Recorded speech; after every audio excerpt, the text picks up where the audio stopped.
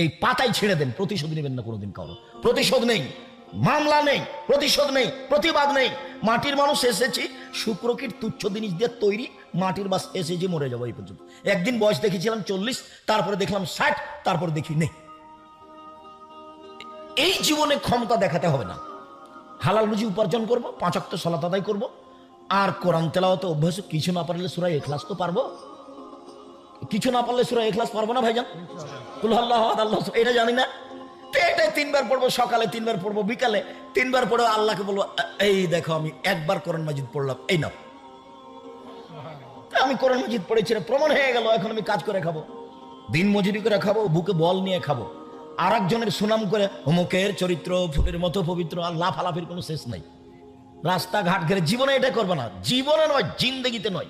হালাল রুজি উপার্জন করবো, বাস যা হবে 10 টাকা 5 টাকা। ব্যবসা বড় থেকে বড় করেন, 4টা